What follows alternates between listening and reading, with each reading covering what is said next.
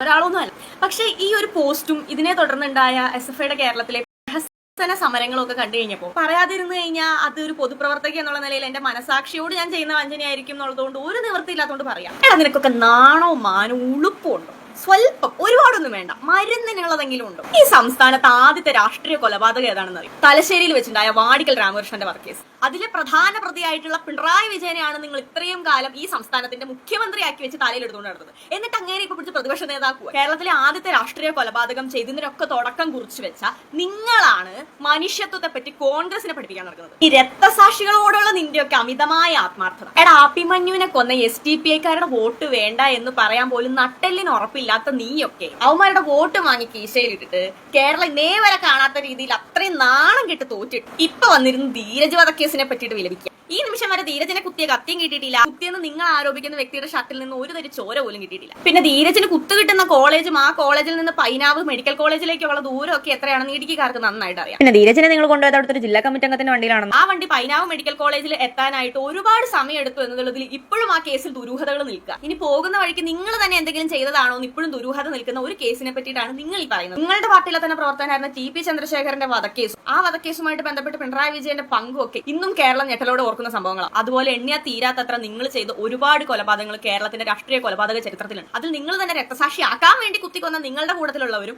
മറ്റു പാർട്ടിയിലുള്ളവരും ഒക്കെയുണ്ട്. നിങ്ങളുടെ മന്ത്രിസഭയിലെ മന്ത്രിമാരുടെയും MLA-മാരുടെയും ഒക്കെ കണക്കെടുത്ത് പരിശോധിക്കുന്ന സമയത്ത് അതിൽ ഭൂരിഭാഗം പേരും തേർഡ് റേറ്റ് തെരുവ് ഗുണ്ടകളായിരുന്നു. ആ നിങ്ങളാണ് ഇതുവരെ തെളിഞ്ഞിട്ട് പോലും ഇല്ലാത്തൊരു കേസിൽ നിങ്ങൾ പ്രതിയെന്ന് ആരോപിക്കുന്ന ഒരു വ്യക്തി കോൺഗ്രസ് DCC അംഗമായിട്ട് നിയമിച്ചു എന്നും പറഞ്ഞ് ഇത്രയും വലിയ പ്രഹസനങ്ങളൊക്കെ കാണിക്കുന്നത്. എടാ, മനുഷ്യന്മാരായ കുറച്ചെങ്കിലും നാണോ മാനോ വേണം. അല്ലെങ്കിൽ ഒരു ഇച്ചിരി ഉളുപ്പോ, ഒരുപാടൊന്നും വേണ്ട, മരുന്നിനെങ്കിലും വേണം. അല്ല, ഇതിന്റെ സ്കീം ശരിക്കും എങ്ങനെയാ? ഈ ഉളുപ്പില്ലാത്തവന്മാരെ മാത്രം നോക്കി നിങ്ങൾ എടുക്കുന്നതാണോ, അതോ നിങ്ങൾ പാർട്ടി ചുമതലയിലേക്ക് എടുത്ത് കഴിഞ്ഞ് ഈ ഉളുപ്പില്ലാതാവാൻ വേണ്ടിയിട്ടുള്ള എന്തെങ്കിലും മരുന്നോ ക്ലാസ്സോ അങ്ങനെ എന്തെങ്കിലും കൊടുത്ത് ഇങ്ങനെ ആക്കി എടുക്കുന്നതാണ്? ഇത് കോൺഗ്രസിനെയോ കോൺഗ്രസ് നടത്തിയിട്ടുള്ള രാഷ്ട്രീയ കൊലപാതകങ്ങളെ ഒന്നും ന്യായീകരിക്കാൻ വേണ്ടിയിട്ട് ചെയ്യുന്നതൊന്നുമല്ല. പക്ഷെ ഒരു കാലിലും മന്തുള്ളവനെ രണ്ട് കാലിലും മന്തുള്ളവന്മാർ കളിയാക്കുന്ന കാണുന്ന സമയത്ത് സ്വാഭാവികമായിട്ട് കണ്ടു നിൽക്കുന്നവർക്ക് ഉണ്ടാവുന്ന ഒരു വികാരം ഉണ്ടല്ലോ. നിങ്ങളുടെ രക്തസാക്ഷികളുടെ പേരും പറഞ്ഞ് കുറെ കാലമായിട്ട് നിങ്ങൾ ബക്കറ്റ് പിരിവ് നടത്തി അതിൽ നിന്ന് കിട്ടുന്ന പൈസയും കൊണ്ട് ഇങ്ങനെ പുട്ടടിച്ച് ജീവിക്കുന്നില്ല. അതിന്റെ ഒരു ഇച്ചിരി ആത്മാർത്ഥത, ഒരുപാടൊന്നും വേണ്ട, ഇച്ചിരി മതി. അത് നിങ്ങൾ നിങ്ങളുടെ രക്തസാക്ഷികളോട് കാണിക്കണം. ഈ പറയുന്ന കോൺഗ്രസുമായിട്ട് ഡീൽ ചെയ്യുന്ന സമയത്ത്, SDP ആയിട്ട് ഡീൽ ചെയ്യുന്ന സമയത്ത്, അല്ലെങ്കിൽ ഒരു ഇച്ചിരി സ്മരണ ഇടയ്ക്ക് അവരോട് കാണിക്കുന്നത് നല്ലതാണ്. പിന്നെ രക്തസാക്ഷികളെ അപമാനിച്ചെന്ന് പറഞ്ഞാൽ ആ ഒരു വീഡിയോയുടെ അടിയിലൊന്നും കാര്യമൊന്നുമില്ല. നിങ്ങൾക്ക് രക്തസാക്ഷി ഫണ്ട് തട്ടിപ്പ് നടത്തുന്നതിനെ പറ്റി തിരിഞ്ഞു നിന്ന് ചോദ്യം ചെയ്ത്